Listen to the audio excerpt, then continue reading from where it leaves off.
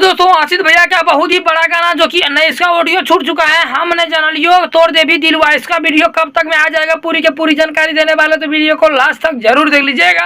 और हमसे मिलने के लिए डेली आप लोग आइएगा इस चैनल पे, आप लोग एकदम बिंदास होके आइए, कोई दिक्कत नहीं है। और भैया हमको भी सपोर्ट कीजिए आप लोग, क्योंकि आशीष भैया का जो भी नया अपडेट आता है सबसे पहले आप लोग को जानकारी मिलता है हमारे ही चैनल पे।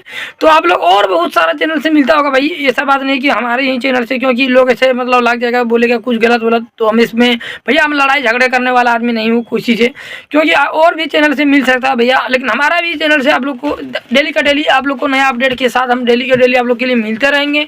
और आशीष भैया को आप लोग दिल से सपोर्ट कीजिए। और हमने जनलियो तोड़ दी भी दिलवा ये गाना का वीडियो दोस्तों करीब से करीब ऑडियो छूटने में 2 हफ्ता से ज़्यादा हो चुका है, ठीक है, लेकिन इसका वीडियो का भी कोई भी डेट नहीं आया है। हम आप लोग को लिए बता दिए कि आप लोग टेंशन नहीं लीजिए, इसका वीडियो बहुत ही जल्द आप लोग के बीच आ जाएगा दोस्तों।